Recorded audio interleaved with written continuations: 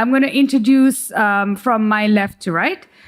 We have on the very left Minister Roselinda Soipan Tuya, who is the Cabinet Secretary in the Ministry of Environment and Sanitation in the Government of Kenya. Thank you very much for making the long trip here to Goa, and I hope Goa is treating you well.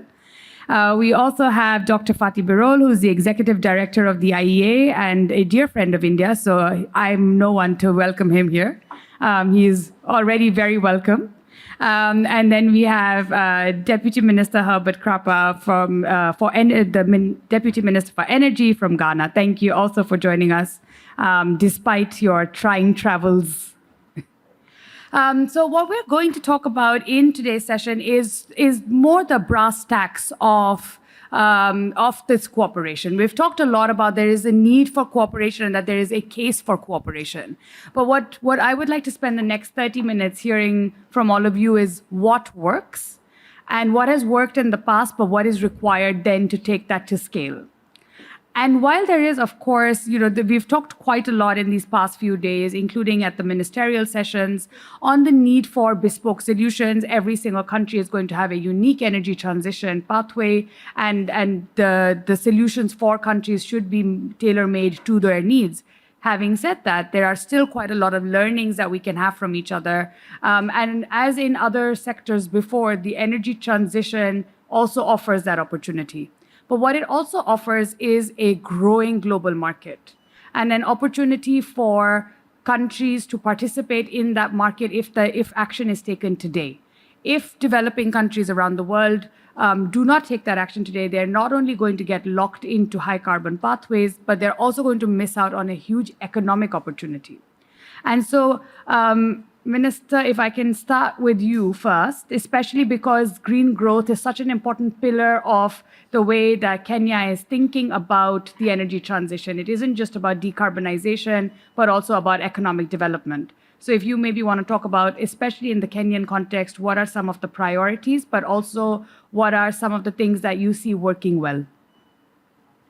Thank you very much, distinguished guests, ladies and gentlemen. I want to, first of all, say thank you for this opportunity, and thank you to the Indian government for according us a very warm welcome. And delving right into the issue at hand is to say that Kenya is walking the talk, which is what is really desired at this point. And I want to say that, again, it's walking the talk, leading from the front. We have our Vision 2030 as a government, and our main goal is to transform Kenya into an industrializing middle-income country, providing a high quality of life to its citizenry. And in this case, addressing the question of energy poverty is right at the core of it. We have installed our capacity of renewable energy. It accounts for 75% right now of the power generation mix, and over 90% of the power currently being dispatched to the grid is from renewable sources.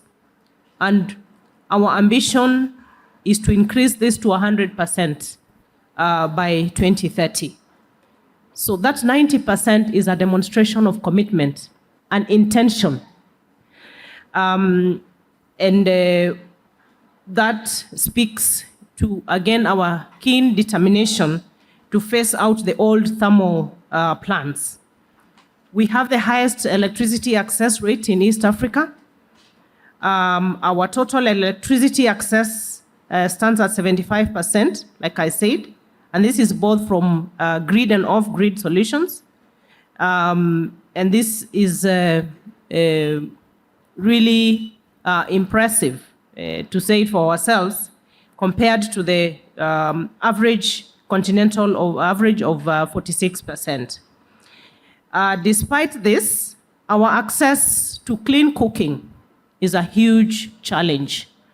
And the discussions around this table then become very pertinent because as we continue with our aggressive ambition to go 100% renewable, we have a big challenge therein because we have 70% of our population still relying on biomass for the domestic supply of electricity or rather fuel. And the interventions we have found to be most successful in addressing the energy poverty and how this can be scaled up includes our demonstrable policy and institutional framework, which is evident in our laws. We have a very targeted, decentralized system of off-grid. For example, with the support of the World Bank, we are implementing a Kenya off-grid solar access project, which targets to provide clean energy access to 14 out of 47 underserved counties through mini-grids, electrification of boreholes, and solar home systems. In addition to the Kenya Off-Grid Solar Access Project, the government-led initiative of more than 22,000 institutions have been electrified through standalone solar systems in off-grid. And just to be able to allow the other panels to state their positions, the main point for me is that, and following again from the discussions that we just finished, yes, we have challenges in Africa of attracting investment, but we should also be looking at the demonstrated commitment. We should be looking at the demonstrated leadership that we are offering, because Kenya, for one, because I will speak for Kenya, being at 90% renewables, how much more would we show the globe that we are ready to transition and we are ready to decarbonize the world? So I'll stop at that, and I'll be coming in later for us to be specific in terms of how we advance this South-to-South collaboration for us to go to the next level. Thank you. Thank you, Minister Tuya. No, that is really very inspiring to hear about your leadership, but also about the enthusiasm with which you're approaching the energy transition and thinking about it in a whole of economy way. And with that, Minister Krapa, if I can bring you in, because this is also something that Ghana is doing.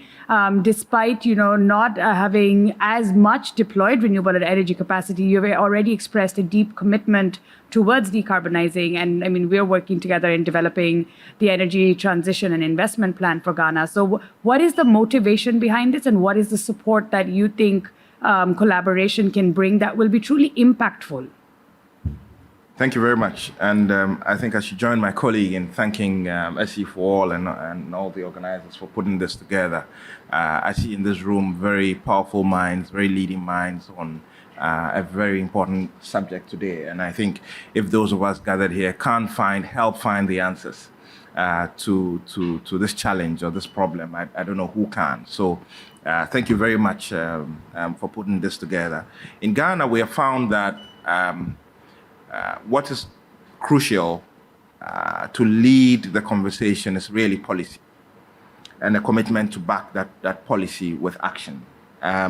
So when we started, for instance, the self-help electrification program all the way in 1989, you'll find that by then there was a 15% penetration in terms of electricity access. But that program, that policy helped to get communities involved in bridging the energy poverty gap.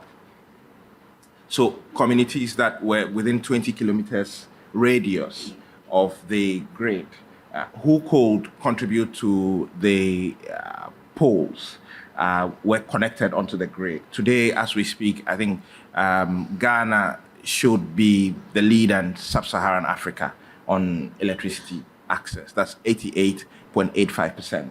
And we find that the idea that you have a robust policy, which you back with the commitment, really helps to tackle some of these very teething issues that we are now doing with a renewable energy master plan. That master plan is to see that by 2030, we have about 10% penetration in terms of renewable energy. We have scaled up the renewable energy program, we have deployed some mini grids in island communities in what we are calling the last mile to be able to ensure that by 2024, 2025 at the latest, we have universal access. So currently, as I speak to you, just before I left Ghana, I chaired another meeting that is looking to deploy another 35 mini grids in these island communities scattered across the country where it has been really difficult to take the grid. We are also deploying the distributed renewable energy program, which is looking to install standalone solar on. Currently, the program that we're rolling out is looking at 750 rural SMEs, some 400 rural schools, 300 rural public health institutions, and what we are calling shared centers, if you like, about 100 of them. We're also looking at developing a plan for net metering to ensure that what the excess power that is generated from solar is stored on the grid, and whenever consumers want to take it back, they're able to do that. We're making sure that we're getting the traditional hydro and thermal generators to now start to diversify. For instance, the Volta River Authority, which is the biggest hydro generator and thermal generator, has now done some 22 megawatt solar and is currently in the process of deploying 150 megawatts wind. Bui Power Authority, which is also a very large hydro generator, is also currently commissioned a 50 megawatts solar, which we're looking to upscale to about 250 megawatts. So we have a renewable energy master plan that is looking at all the different facets. And the good news is that we've developed our energy transition framework, which SEforALL is very graciously and generously supporting us to develop into an implementation plan. And we believe that once we're able to get that implementation plan developed, we're able to then attract the necessary investment and funding that help to curate some of these projects all the way to financial close for implementation. And we think that really is the way to go. How we bridge the gap, what is outstanding, mainly with renewables, and how we're able to then take advantage of the energy transition as a result, decarbonizing, ensuring energy efficiency, energy access, energy security. Our plan is to, by 2070, ensure that we've introduced about 45% nuclear as the base load, and then renewable energy, and then, of course, natural gas to power some of the outstanding thermal plants, which we believe would push down the cost of power to about 4.5 cents. And we believe that that should be able to then help galvanize industrial transformation and promote economic growth for the people. So we have a plan, and we think that what should lead the plan is the policy. If we have the right policy and not be all over the place, and then we're talking to the right people, cooperating to ensure that the process is implemented to the letter, we think that Africa should be able to make significant progress in due time. Yeah, thank you so much. And I think there's a lot of not just the plan, but also already actions that are leading up to this. So there is, even as you are developing perhaps at the moment small scale projects, but there is the ambition to kind of grow them. And Dr. Birol, if I can bring that to you, there is evidence of leadership from both these countries, and yet we have seen that between 2015 and 2023 with IEA data that energy sector investments declined 45% in Africa, and not just in fossil fuels, but also in energy infrastructure. So what needs to happen?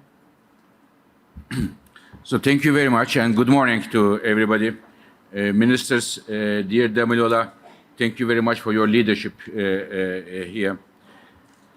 If I may, I want to talk about two things briefly. North-South relationship in terms of the energy and climate, and it is secondly finance implication. Dear colleagues, I want to start with a very recent example I want to give to you about the fact that how risky I find it that the countries in the north try to determine the energy policies in the south to the comma.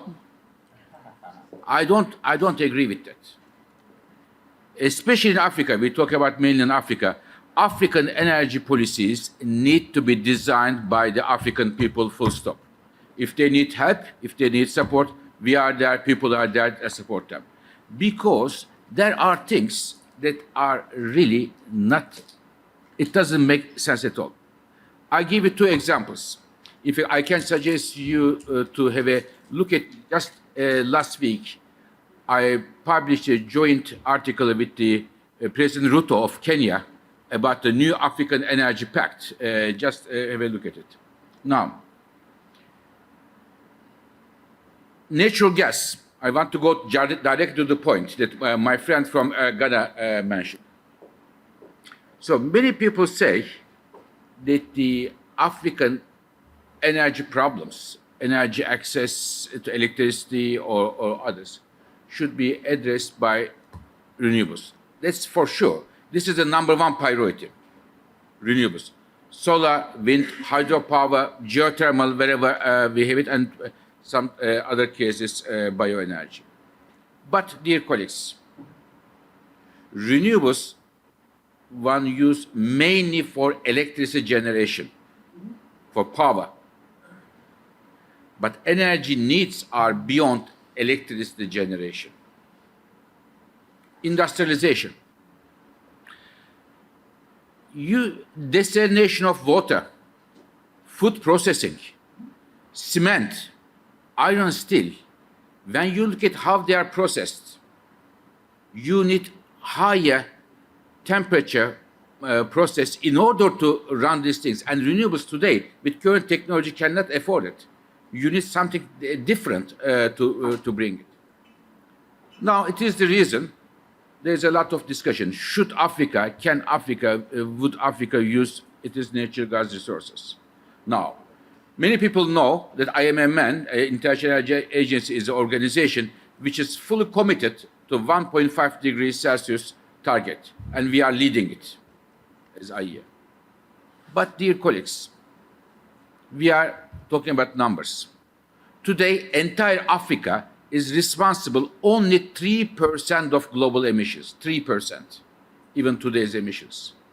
And we have calculated, if Africa would develop all the natural gas deposits Africa has today in the next 10 years, it is impossible. But even if all the natural gas resources will be developed, this 3% share in emissions would come to only 3.4%, which is nothing, completely nothing. You cannot compare Africa with a country in Europe, with a country in North America or somewhere else. It is very important not to be dogmatic here and look at the numbers, and countries who are approaching Africa and the others in a dogmatic way are, in my view, I'm a football man, you score an own goal because you are dividing the fault line between Africa and those countries. So we should be very careful here. One of the first thing I wanted to say is not to be dogmatic, but look at the picture, look at the numbers and come with that. The second thing, we are on Wednesday publishing a major report on the clean cooking. And when I look at the solutions, one of them is LPG. It is not only solution, but LPG provides a solution there. And we cannot ask the African countries not to use LPG because their 0.01% increase in the global emissions. In fact, India made a major achievement in this country by bringing the clean cooking issue up to the agenda, the top agenda by Prime Minister Modi, a program called Ujjwala program, and many women, many children, we saved their lives. So therefore, renewables, clean energy is the future for Africa, definitely. But at the same time, we shouldn't be dogmatic and imposing policies to African countries. And there are huge opportunities when it comes to power sector. I mentioned yesterday in the plenary session, one of the most heartbreaking data in the energy world is the following. I told them, all the ministers.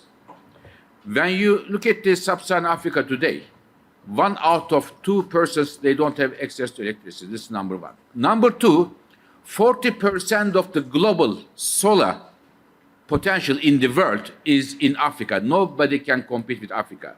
Number three, solar is the cheapest source of electricity generation in the world. Very cheap. But this is the data. When you look at today, the entire solar generation capacity in the entire sub-Saharan Africa, it is less than solar power capacity in Netherlands. So think about the map of the world. How big is the sub-Saharan Africa and how big is Netherlands? And yet, so many people have no access to electricity. This is really, really, in my view, a big, big, big injustice if we talk about injustice about energy, injustice about the clean energy transition. If I may, one last thing, and I will finish here. And our chairwoman mentioned very clearly about the financing. So, dear colleagues, in the year 2015, when we had the Paris Agreement, the entire world invested $1 trillion for clean energy. And today, 1 trillion came to 1.7 trillion, an increase, a decent increase, not high enough, but a decent increase. It is a good news, almost a good news, but not a brilliant news because it is not only from 1 to 1.7. But the bad news in itself is almost all the growth in clean investment came from the advanced economies and China. The clean energy investment in the developing world between Paris Agreement today was almost flat, no increase. Why? Because of many reasons, including cost of capital is at least 3-4 times higher in many projects in the south. So here, in my view, there is a historical, or in other words, ethical responsibility of the advanced economies, and also there is a logic to help the financing clean energy in the south. Why historical responsibility? Because when we look at the emissions, climate change today, it is not only how much emissions go to the atmosphere today, it is also how much emissions went to the atmosphere in the last 110 years. Because this issue is the concentration of carbon in the atmosphere since 1 century. And the share of advanced countries in this concentration is 85%. So they have a much more responsibility to clean it up. This is one. Second reason why I think they should help to clean energy financing is the following. Emissions going to atmosphere from Johannesburg or from Mumbai or from Oslo or from Detroit or from Jakarta, it has the same effect on everybody. They don't have a passport emissions. If you even in Europe today, because many European colleagues are here, emissions goes tomorrow to zero. The current heat wave in Europe will not change at all. Because important is global emissions here. So therefore, there is a logic for the advanced economies in Europe, in North America, in Asia Pacific, to support the clean energy because it makes logic sense. And the reducing emissions in the south, on average, costs 3 times cheaper than reducing in the north. So it's a very good investment. So from ethical and from a logical perspective, I believe there is an important responsibility for the advanced economies, international financial institutions in terms of providing concessional funding from clean cooking, in my view, to renewables, from renewables to energy efficiency and others. Perhaps I should finish by saying that the energy efficiency, we don't talk much about, it's an extremely important issue for the countries who are building their energy systems. It is the reason we organize every year a major global energy efficiency conference. The Deputy Minister of Ghana was in Paris with us, and next year we are going to organize a global energy efficiency meeting in Nairobi, chaired by the Minister Chirche of Kenya. And let's do not forget the energy efficiency as well. But please do not forget, we need the policies in the north, global north, to be much more fair, much more efficient, and much more agile. So thank you very much. Thank you, Dr. Birol. And to further detail out the point that you made around both the access to capital as well as affordability of capital, all of you have on your desk a 2-page summary that makes that point quite clearly. But I think that, and what that does is it's not so much, and the finance scenario may not be specific to clean energy, but what it does is it prohibits that the pace at which this change can be made, even if there is a detailed political and policy level commitment to the energy transition. We're about 13 minutes to go, and I want to use this for to do a list of what are the things that need to happen. What are the specific ways in which we can collaborate? And one area, for instance, that there is quite a lot of opportunity is, for instance, the productive use applications of clean energy solutions. And this is especially true because the kind of productive uses that some of our countries, our people in our countries are employed in, a lot of them are agriculture-based solutions, etc., are just different than in advanced economies, just because of the type of agriculture being different or the type of activities that rural households are involved in. And we're going to go and see this afternoon, for instance, the exposition where some of these technologies are being showcased. But an activity like, say, solar-based irrigation pump sets, it boosts agriculture productivity, is good for the economy, is a mitigation action, and is an adaptation action. And so how do you get say, for instance, an activity like that to grow at scale? So Minister Tuya, I'm looking to you to say, you said you had some specific ideas on how we can get this cooperation to really work. What are those touch points in your opinion? Thank you very much. I will build on from Birol's proposition. You know, when we talk about solutions that work, then they must be homegrown for them to have a sustainability thread. When we talk about upscaling the affordability, accessibility, and reliability of renewable energy, we must address the question of financing. We cannot overemphasize the fact that we have all the necessary ingredients in Africa, in Global South, for this scaling up and the urgency that we require in tapping into renewable and clean energy. But we must also have an honest and deep conversation about how is the available financial architecture?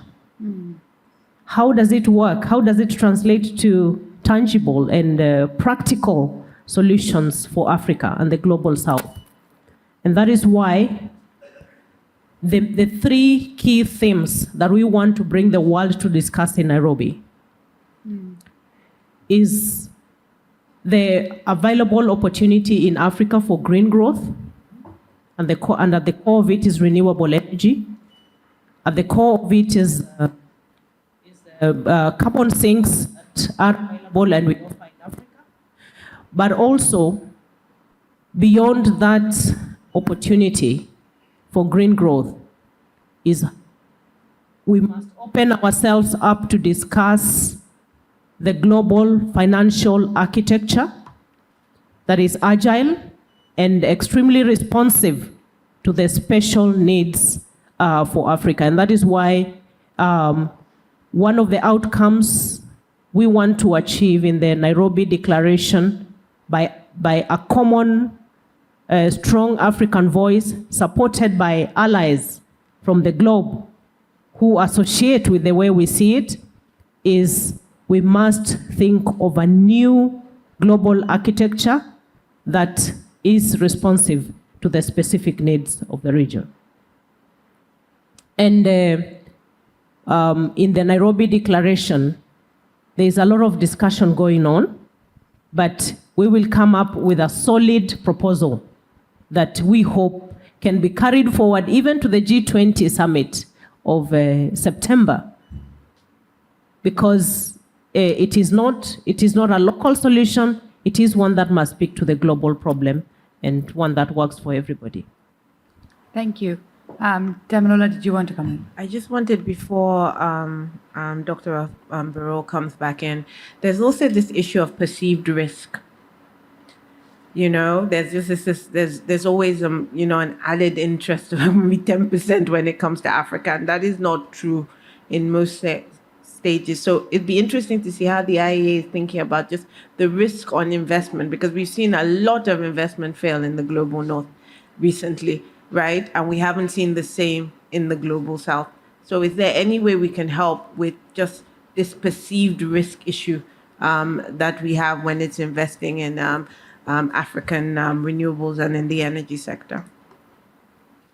Dr. Birol, do you want to After the minister, maybe. Maybe we close on the finance issue, because I want the minister to maybe take on a slightly different question. Okay, perfect. So I would say the following. We have look at all the clean energy projects in Africa and in Europe, in North America, and look at the cost of financing. Now, the average in Africa cost of financing for a solar project is 4.5 times higher than in Europe. 4.5 times. It's a big gap to overcome, if you can ever overcome. How can we do that? So how can we overcome that? And I should also tell you that everybody is convinced the potential of renewable energy and the potential of electricity demand growth is in Africa. It is not in Europe, so we know it. When you look at European electricity demand trends, they are more or less flat, or very 0.2%, 0.3% increase, and the same in India, a very strong growth for electricity demand as well. So what needs to happen? In my view, there are two things to happen. One domestically, one internationally. I start with internationally. For me, the international financial institutions now need to focus on one very important instrument, among others. It is the concession funding. We need this, we need it badly, and according to our analysis, we need annually $85 billion concession funding coming from the institutions in Washington and also regional development banks. And dear colleagues, I want to put in a context. This money is not a big money compared to the money they are lending these institutions. What needs to happen? They need to prioritize this in their lending programs, which is not the case now. I understand I have to finish, but also domestically, there is a job for the governments to do. They need to make sure that the investment framework, how the investment is done, is as clearly and transparently governed as much as possible. This is, among other things, this is for me the key issue when I talk with many investors who have a great appetite to invest in Africa. Among other challenges, this is an important challenge. Bringing more transparency, less bureaucracy would definitely help there, but there is also a job for the international financial institutions. Thank you so much. And Minister Krapa, I know you also wanted to weigh in on this, but if I can add another question to that, and that's the question around scale, right? So there's a lot of we keep waiting for there will be some great technological solution that will be the silver bullet, but as we often know, the solution exists, the technologies exist, and there will be applications of those technologies that, of course, may evolve. But what do you think is required for scale? Thank you very much. I think we need to show that the models are working. I think it is important that whatever we deploy in terms of whether it is renewable, whether it is energy transition, we need to show, first of all, that they are working. And that is very crucial for attracting more financing and more funding into such programs. We can't continue to skirt around the issues, halfway implementation, and expect that we will be able to get serious people, serious investment into these programs. So I think that is very crucial. If we, for instance, do not take the lead in investing domestically in our priorities, I don't see how we're able to bring financing from elsewhere. So I think that is a very important major step to take. And in terms of financing, I've said, on a couple of platforms that, and my brother has just reiterated it, wherever in the world you are today, the problems of climate change, the problems of CO2 emissions are with you, regardless of where in the world you are. And so that global approach, the idea that we have to join hands to tackle the problem itself should, galvanize support for more concessionary and innovative financing to tackle these problems. And I think perhaps inherent in that dichotomy is the problem and the solution at once. How do we raise the financing, innovative, concessionary, government-backed, government also participating in the financing to ensure that we're getting some of the concessionary funding coming from outside. But we have to show in Africa that at whatever scale we are operating at, we have to show that they are working, and that would help to attract financing and funding from outside. Otherwise, we are not able to do the work that we set out to do. So we should transition. It has to be just. It has to be equitable. It has to be at our own pace. Industrialization, the fourth industrial revolution beckons. Yes. Africa this time and the global south shouldn't be left out at this time. But how are we going to use tailor-made approaches to ensure that revolution, industrial revolution and economic paradigm that beckons, we are not left out of it as well? Thank you so much. And I really appreciate what you said about taking ownership and responsibility and driving your own transition and, walking the talk by investing your own capital. And I think one of the things that's become really clear with all the work that's been happening all over the world is we talk so much about the learning curve of technology, but we don't talk nearly enough about the learning curve of capital. But capital most definitely does have a learning curve. So you're exactly right that there has to be demonstration. Before I request all of you to join me in thanking this really good panel, I'm going to give a very short last word to Dr. Samir Saran. No, sorry. I didn't want to have the last word. That was not my point. I think this word continues, this conversation continues. I just want to emphasize and highlight what Damilola had intervened and put forth for all of us to think about. If we are truly honest, capital has not signed any climate agreement till now. Companies have, countries have, but banks have not. Banks are still operating under norms of a world that adhered to and responded to a fossil-fueled architecture, both in terms of what are the years of return of capital, return of debt, payment cycles, everything is around the combustion engine. If we are truly going to be a digital future, why should I have a 7-year return of loans? Why should I have a 5-year return on equity? I should be thinking about 15, 20, 17. So first of all, I don't think the banks and capital have signed on to the climate agreement, and we need to rethink how we assess risks, how we respond to the cost of capital itself in its various dimensions. So I think that's the first challenge, and how do we do it as a collective. And the second, and I think equally important, concessional capital is band-aid. Commercial capital is transformational. And how do we make commercial capital sensitive to the South is the bigger challenge. How do you assess risk? There's a black box. Same project, black box, Africa, Asia, Latin America, cost of capital, 3x. There's a black box, there's voodoo science. The financial system is operating through voodoo science. We are not the exotic location. Switzerland is, because they put the same ingredients and come out with different outcomes for different geographies. The day Greece was bankrupt and had to be bailed out, it had a higher sovereign rating than India did. For example, the one who was bailing them out under the BRICS fund. So there was something really voodoo and magical about it. So I think commercial capital also has to be worked on. Concessional capital is important, but commercial capital is going to be the frontier where change will happen. So please join me in applauding them for their wonderful intervention, and for Kanika for sharing this.